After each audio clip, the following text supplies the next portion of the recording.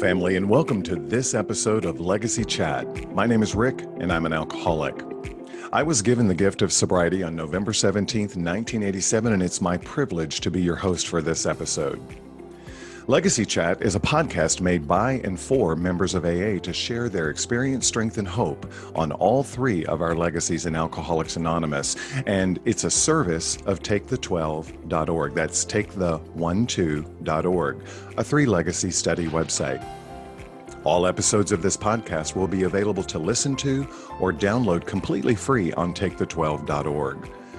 The primary purpose of our time together is to create a discussion space of our three legacies so our listeners might be able to have a richer and more personal experience of AA's 12 steps, 12 traditions, and 12 concepts for world service.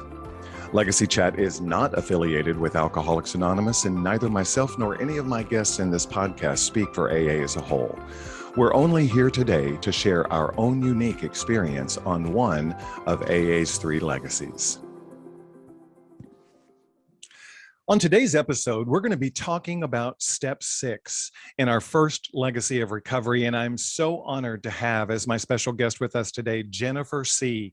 Jennifer, please introduce yourself, tell our listeners a little bit about where you're from, your home group, your sobriety date, and how you got to AA.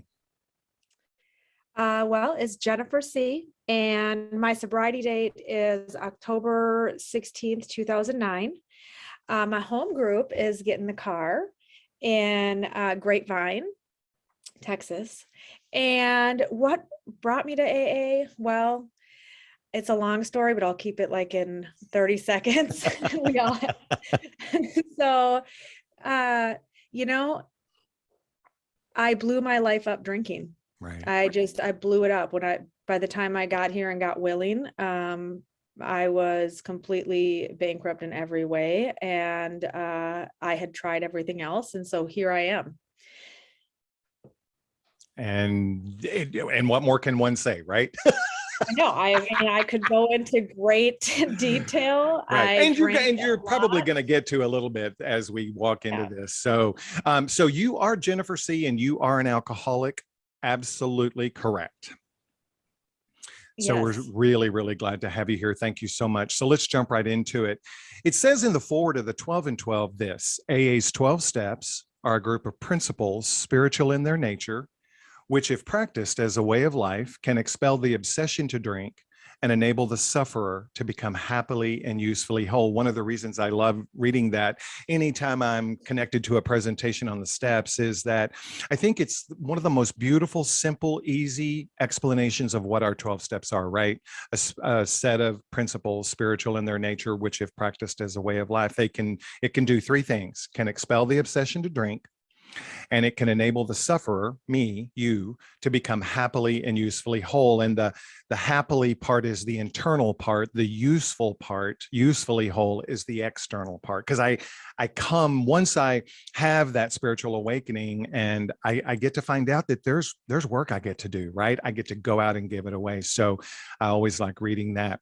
So let's read the actual step. And the actual step is Step 6, we're entirely ready to have God remove all these defects of character. And the spiritual principle that underlies this step is willingness, right? And I oftentimes, when I'm taking a sponsee through the steps, or I'm doing the steps at a group, I like to synthesize it down and to make it as simple as possible. And it's kind of like that. What's that one thing that you need to remember about this step? And what I teach folks is willingness is the key.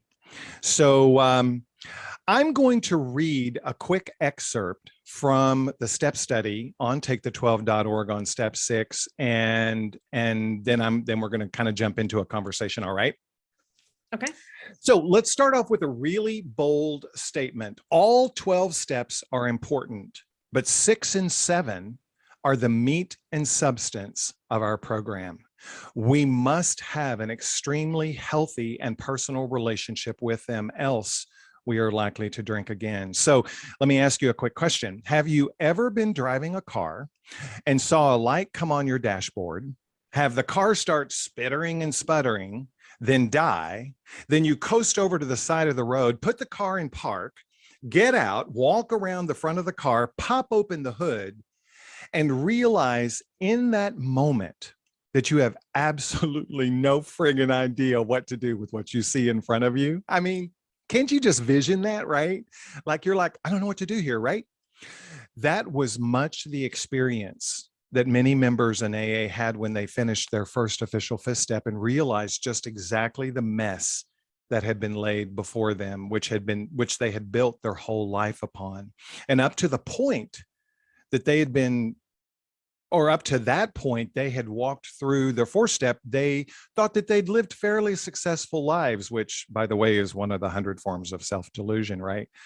In walking through the inventory process, we get to uncover a plethora of shortcomings, faults, and imperfections that we finally had to begin looking at, that for years had created the outline to our thoughts, our feelings, our emotions, and finally our actions. So what do we do with what we uncovered? And that's kind of what we're going to talk about here in step 6. So my first question to you is, what made you say yes to speaking on step 6? Why this step? Well, because this one step, all the steps, everything I do in AA helps keep me sober. But I've realized over the course of the years that if I am not staying willing, which is the principle of this step, if I am not willing to continue to have my defects removed by God, I mean, my drinking obsession was removed. Right. But as I know today, didn't know when I got here, my thinking is the problem. I haven't drank in a long time, but my defects, if I don't change my behavior, then I'm going to drink again. Yeah. Right. I remember my sponsor telling me, we grow or we go.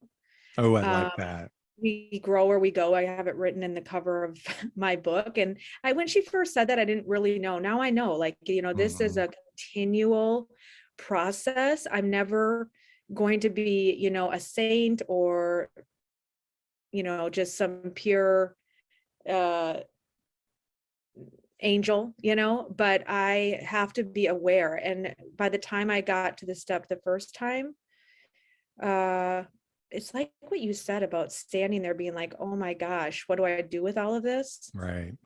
But I don't know. I also was told when we know better, we do better. And it was a constant process. And I still, defects are like whack-a-mole. I hear, I know we have a mutual friend that always says that. Oh my God, Like I love that. I mean, because there's such Yeah. a visual there, right? So like Yeah. the one pops up and I whack it down, and another one pops up and I have to whack it down. I get that. Yeah. So to answer your question, I have a lot of experience with character defects. So I said, hey, you know what? I can share some experience, strength, hope on this, some things that have worked and not worked. And the one thing that always works is willingness. I know I Right. can't save myself. I know that my thinking is what got me here, and character defects are never going to be completely removed. It's a lifetime job. So here we are.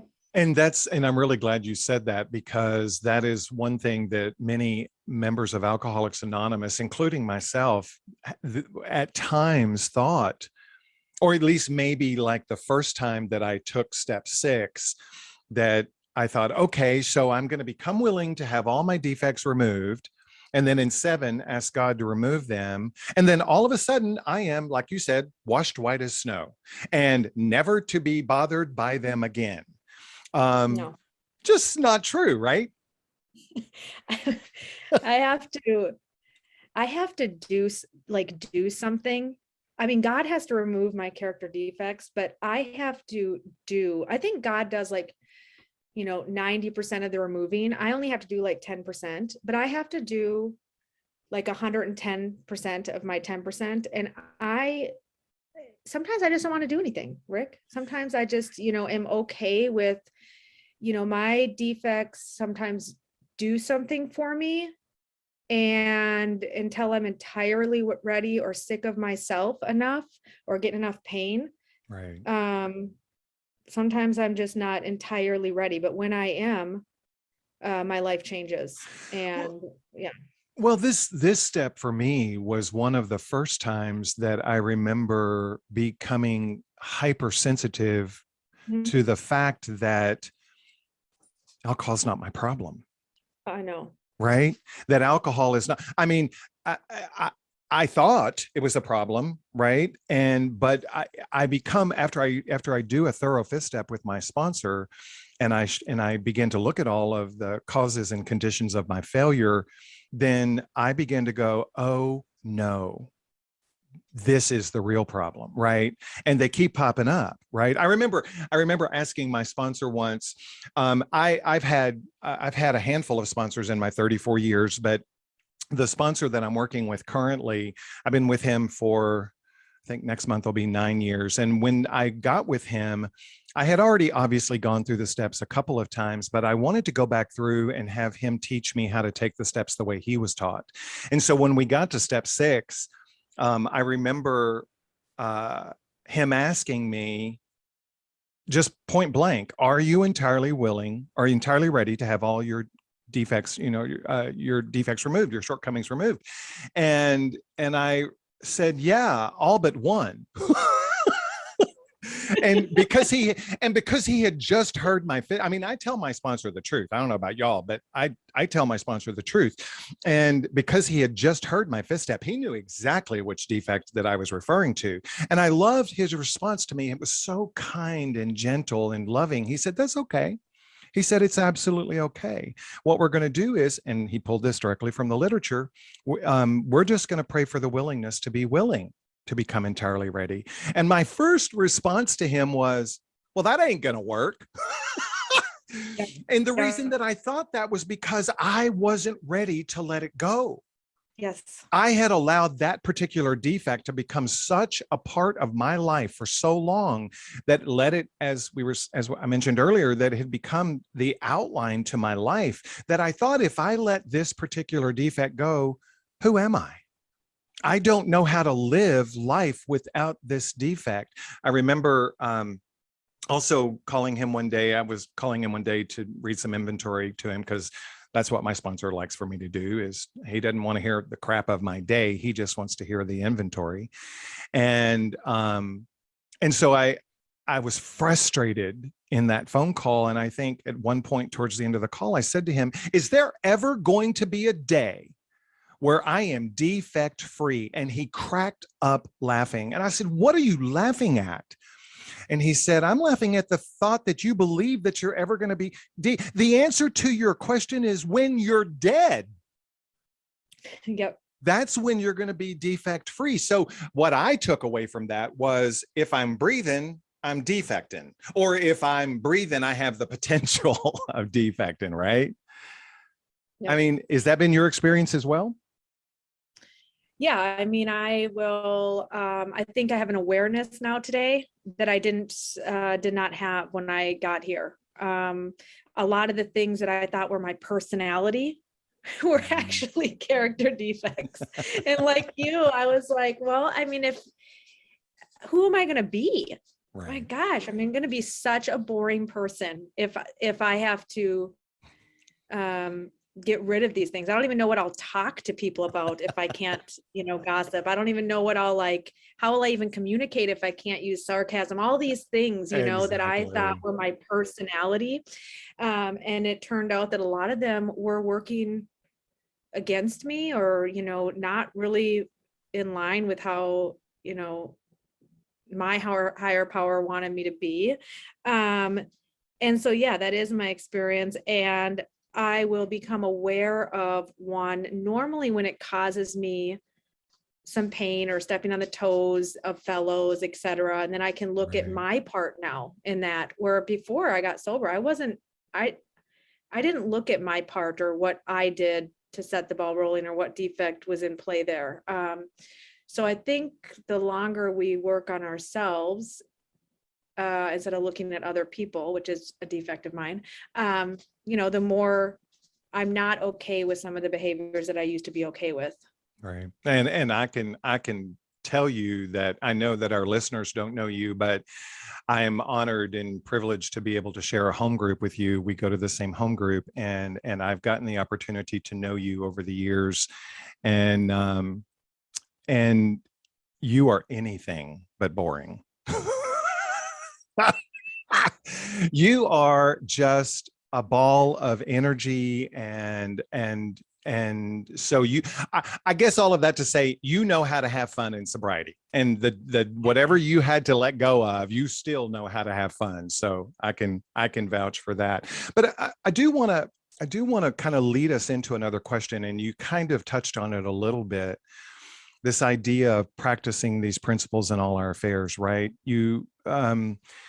What was there with the spiritual principle of willingness being kind of the underpinning of step 6? Was there a specific moment in your recovery where that particular spiritual principle really began to come to life for you? Whether it was around step 6 or maybe at another point in your recovery, but where do you remember willingness kind of popping up for the first time in your awareness, and you were like, oh my God, I really am willing, or that really is important?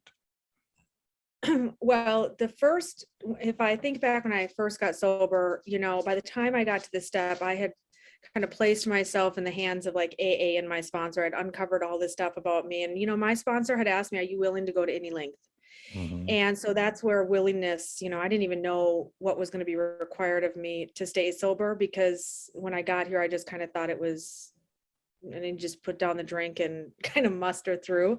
But when I got willing to let my sponsor into all areas of my life, not just my drinking, what I perceived as like things to do with my drinking, that's when a lot of things changed for me.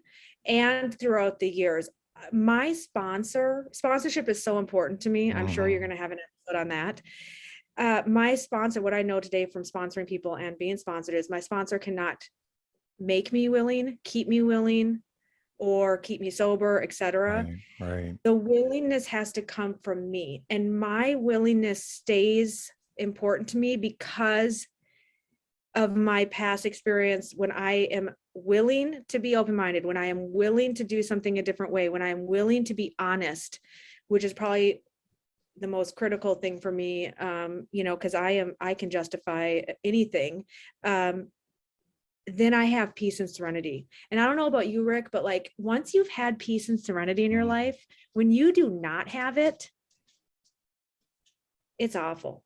I know right away when it's like, and then I have to look at myself, what is in me that I like, what am I either need to get honest about, or be willing to do different, or be willing to talk with my sponsor about, or just have an open mind about, because I can start to just think, well, I should know what to do, or, I just have to stay willing to do the same things today that I did like on day 1 or day 2. It's funny that you mentioned that. It again is almost a perfect lead in into the next question, which is, what were your biggest obstacles in taking this step? It'd be easy to just immediately say a lack of willingness, but were there other obstacles that you found as you were sitting down and looking at step 6 and the work that was attached to it? Yeah, it was my old ideas. It was Mm. I'm going to cling to some of these defects that I just cannot imagine. Much like when I got here and I couldn't imagine my life without drinking. I remember I was like, how am I ever going to go to a Cowboys game? Or how am I ever going to go to a Rangers game? Or how am I ever going to go to a wedding sober, right? Like I couldn't imagine. That's same thing with some of my defects. Like if I give this up, or if I wasn't willing in some areas I had to get willing. I think the longer I stayed sober, I was willing for all of the, hey, I don't want to steal. I don't want to, lie. Those big ones that you think, well, okay, I know that's wrong. You know, my mom taught me right from wrong, my mom and dad. And so like, I get that. I get that. I'm willing to have God remove that from me. Mhm. But some of those subtle ones, um, you know, and it talks about it in the big book. Those are the ones that sometimes they do something for me and I'm clinging to them. And Mm. I think that just came with uh I think as time went on, I wasn't okay with that stuff anymore. And it still We happens. Uh, So It absolutely still happens. And what I have found is that I was completely ill prepared and highly untrained to not only see, but understand how things like my pride, anger, greed, gluttony, lust, envy, sloth.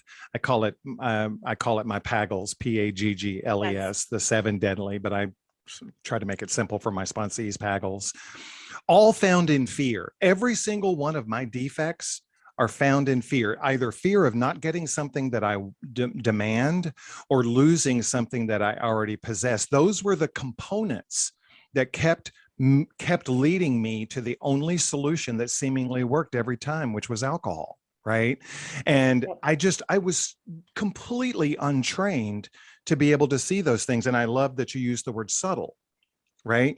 Because some of them, I've been bouncing off the walls of life for so long, doing these things, letting these defects run my life, that I just couldn't see them. Rick, I will never forget the first time I was outside of an AA meeting and somebody came out, you know, somebody who had been sober a really long time that I respect, and she pointed out that I had been gossiping.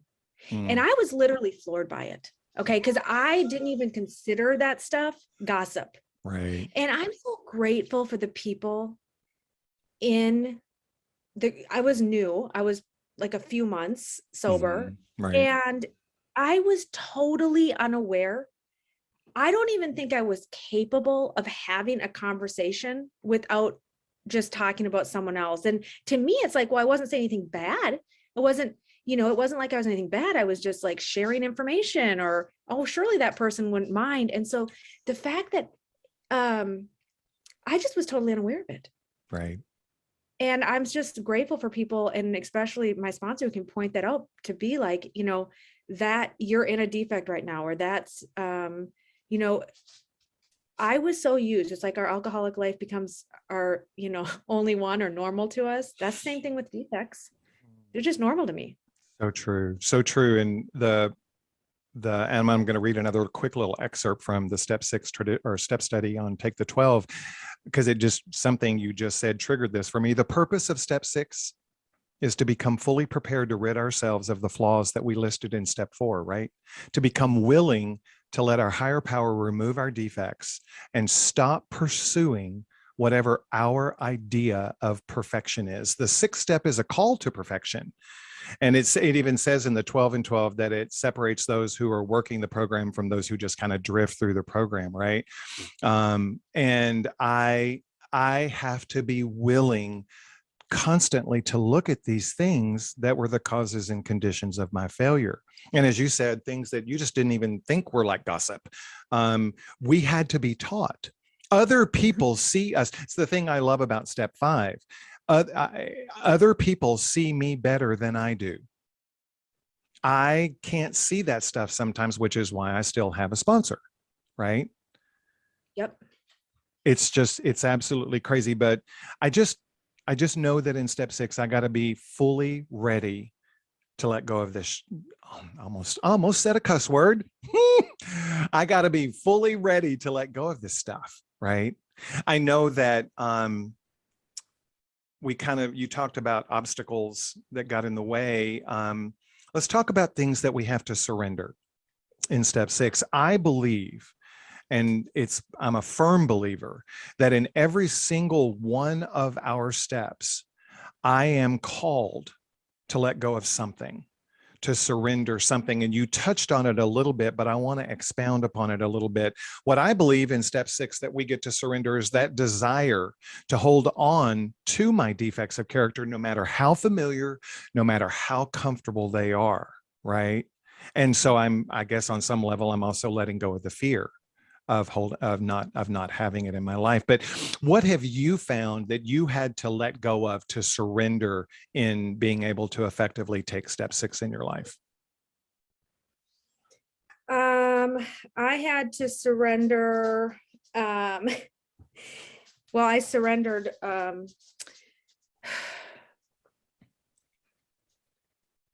old ideas. Mm, I am, I accepted the fact that I'm just like a very centered person, selfish, right? And so a lot of my character defects are tied to that and fear. And I just had to be willing to get busy doing other things, right? Because I tend to overthink things, and I know I cannot sit here and like pray away my defects, right? So I have, to me, my sponsor was, I had to get willing to listen to someone else, and she just started telling me what actions to do, mhm. get busy. And before you know it, it's like I look back and I'm like, oh, I'm no longer doing that stuff because I've been so busy taking conscious effort to take these other actions. And it was, Right. I look back, when I first got sober, it took me a lot of conscious effort to get, to not live in my character defects. Mm. Um, learning to zip my lips or like pause, my sponsor would say, God is in the pause. I'm not God good is at in the pause. pause. God is in the pause. I Sounds love so that. simple, I know, but right? it took like conscious effort. So I think, I don't know what made me willing. I think I was so beat down and I got here, and by the time I got to this step, it was so yucky looking at that list. It was, after I had blown up my life, got here, started working with the sponsor, became more aware. By the time I got to this step, I was just ready. Right. And I didn't know how to do it. I had to listen to someone else. And a lot of the stuff that my sponsor told me to do didn't make sense to me. But Mhm. when I get busy doing something else, at our group, we say when we get busy, we get better. Right. I mean, isn't that true? Sure. Um, like I have to, for me, I can't sit here and think about Jennifer, stop doing this, stop doing this, stop doing this. Have to get busy doing other things. I love that, and thank you for saying that. And because I love that little tagline that we have at our group: when we got busy, we got better. Because it is absolutely the truth, right? I remember when my sponsor, going back to what I'd said a moment ago about my sponsor suggesting that I just pray for the willingness to be willing, and I got all snotty with him and was like, well, that's not going to work. And he said, well, do it anyway. And I said, okay, fine, I will do it. And for 30 days, I prayed every single day. God, I pray for the willingness to be willing to have this defect removed. And in the beginning of those prayers, in the beginning of that 30 days, it was actually kind of a snotty prayer. All right, God, so my sponsor is making me pray this prayer. Yeah. I am being told I have to do, I don't want to do this, but I mean, and that's just kind of, I mean, that's a little bit of an overstatement, but it was that belligerent, right? But over time, as that 30 days progressed, I began to, that prayer began to soften up. And what happened, my experience was that around 30 days, and I don't know the exact math, but around 30 days, I was walking from my kitchen to my living room one day. I was walking over to a bookshelf to pull a book off of a shelf, and I got about halfway to the bookshelf, and I stopped dead in my tracks because it became clear to me in that moment, clear to me that in that moment, that not only was I willing, but that it had already, the defect had already been removed. Oh, And actually probably a week or two prior to that, I just was so in myself and didn't see it. So I have experienced that praying for the willingness to be willing to have it removed works, even with oh, belligerence as my guide. I felt that when you were saying that, because I was stuck in a defective character and I just quite frankly was not willing. I mean, Right. straight out, I don't even think I was praying for the willingness to be willing. Right. And then, for me, and it doesn't have to be this way, but, once I get into enough pain, then I'm like, God, I have got to get willing. And I, for me, I had to just literally drive my butt over to my sponsor's house and get honest. Mm-hmm. And I don't know what gave me that 10 minutes of willingness, except for maybe just years of sobriety where I knew from enough people not staying sober because they didn't stay willing. Right. And to me, nothing is more important than my sobriety. And it isn't enough today just to be sober. And I also got to the point where it's like, if I stay in this defect, I will not stay sober. And it's Right. not a theory. Like I've seen people. So, and when I got that willingness, as hard as it is in that moment, as painful and probably more painful than when I first got sober. In fact, I know it was the freedom I get from being honest with another person, for finally looking at myself, for finally saying, and I heard this in a meeting, I'm not a victim of my defects. I am a volunteer. And that I heard somebody say that in a meeting, and I will never forget that. I'm like, I sit here and act like I'm a victim of my defects or something, and I'm a volunteer. And when I get willing to do something different and to look at myself and take different actions and say, God, listen, I'm ready for you to remove this, and I'm ready to do my part. Mm-hmm. Oh my God, it changed everything. I And love that that. was I love like that you use the word freedom. oh my God, yeah. I love that. I want to circle back to something we kind of touched on a little bit, but I want you to flesh it out a little bit for me on the idea of sponsorship. You've shared some beautiful experience of you working with your sponsor. Talk to us for a minute about how you take a sponsee through step 6. Maybe some of the challenges that you've had in taking a sponsee through step 6, or some of the successes that you've had, or what does it look like when you're taking a woman through step 6? Well, my sponsor, the only thing I can give another woman is my own experience with how I was walked through the steps, and I think with step 6, it's, I can't give somebody the willingness, but I can share with them my experiences. I can share with them like what it was like for me. And we don't do anything in AA alone, right? And Right. we're not unique. And so I know for me, I felt like I came into AA thinking, I'm not that bad of a person. Like I'm actually pretty giving and caring, and I do a lot of stuff for people, Right.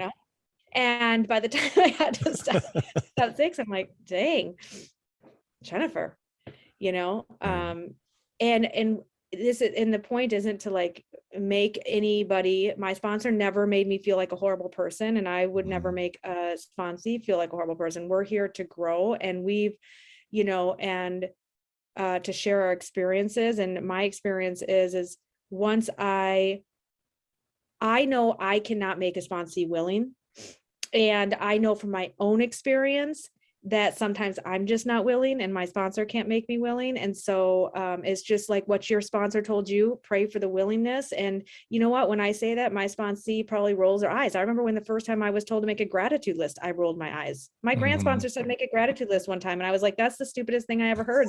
What's that going to do? But I did it. And I was like, instantly my mindset changed. That's Right. sort of like this step, I don't really have a lot of wisdom to share on it other than my own experience, which is I have my list of character defects, and they're not going to be gone tomorrow. So we're going to continue to work on them together and with God. And that right there is your wisdom. Right. It is your experience, but it is also your wisdom. I always love being a part of step 6 meetings, step 7 meetings, because back to something I said earlier in this episode, that I believe, and and at 34 years sober, I really believe this, that step 6 and step 7 are the meat and substance of our program. You know, if I don't have a personal relationship with step 6 and 7 on a daily basis today, that personality change sufficient to bring about recovery from alcoholism, Bill talks about in the appendix, spiritual experience appendix, is never going to happen.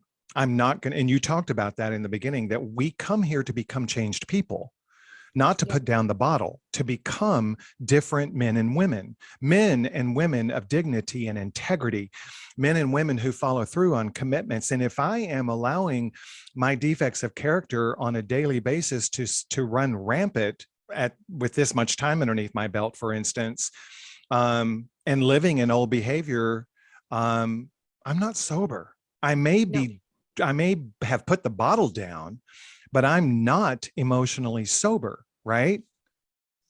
I love that chapter in Language of the Heart on emotional sobriety. Mm-hmm.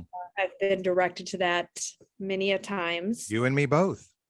It's not enough just to not drink. In fact, I probably can drive my family away, my friends away, my husband, kids, more with defects than with alcohol. That's right. My God, when I used to try to get sober on my own, it never worked. I would stop drinking for 6 hours. I mean, my husband was going to get me alcohol. He's like, please drink, because that's how good I function without a solution or without some other way. I'm just going to be a crazed lunatic and drive people around me nuts. And I can do the same thing in sobriety, sober, with my defects. It is absolutely the truth, and I'm really glad that you brought up that reading from. It's actually it's in the book Language of the Heart, in which, for those of you who don't know, Language of the Heart is a collection of Bill W's writings to the Grapevine, and I personally believe this is one of his best writings. And it's called The Next Frontier: Emotional Sobriety, and you can find it in Language of the Heart. You can find it on the internet. I also have a link to a recording of it that I made on our Step 6 in takethe12.org that you can click on and listen to and read it. But I go back and read that often. I mean, probably once a month, I go back and read it, because it's a great reminder. And anytime I'm taking a sponsee through the steps, when we get to step 6, I sit down and read it with them, because I love in that writing, Bill talks about the fact that one of our biggest obstacles is unhealthy dependencies on other people. And what always comes with that unhealthy dependency is a consequent unhealthy demand. And nothing can bring out my defects of character faster than an unhealthy dependency on something or someone, and the demands that come along with that. So I'm really, really grateful that you brought up that reading, because I highly encourage everyone to go check it out. We're almost out of time, but what I want to do is I want to give you a last opportunity. Is there anything that you would like to offer as a closing comment on this step? Anything that you want our listeners to remember as they begin to put the spiritual principle of willingness into practical application in their lives?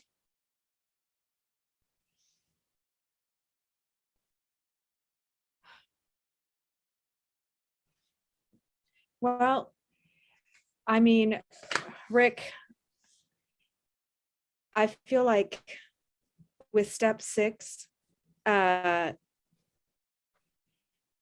like one paragraph in the book, right? Right. Yeah.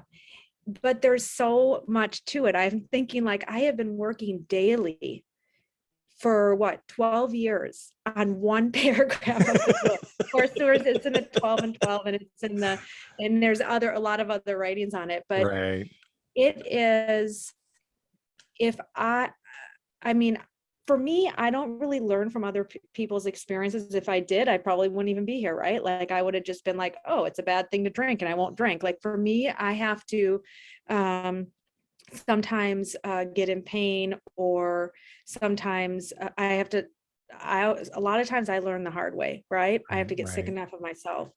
But the thing with step 6 is I know if I am stay willing and work on my relationship with God and pray to be willing, then I have a chance.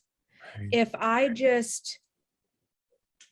I just stay stuck in these character defects and I'm okay with it, and if I still have the same behaviors as I did when I was drinking, but I'm just not drinking, I don't want a life like that today. Right. And so and I don't consider that, I mean, that's not the sort of sobriety I want.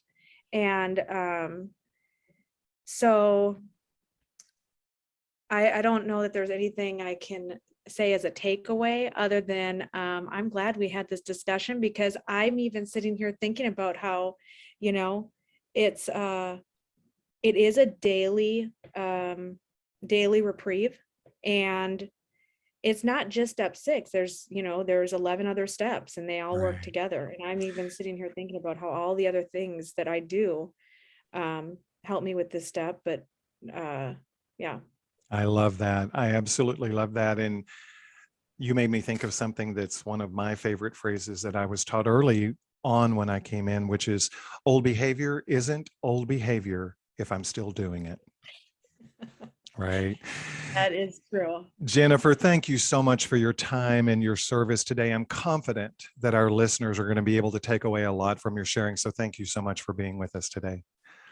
Well, thanks, Rick. Just a reminder to everyone that you can go to takethe12.org to learn more about all 3 of our legacies in AA through STEP, tradition and concept studies, blog posts, videos, books, and so much more. Until next time, let us not forget Bill W.'s words when he said this: we clearly see AA in 3 dimensions: the dimension of recovery, the dimension of unity, and the dimension of service. Without any one of these, AA couldn't function. God bless.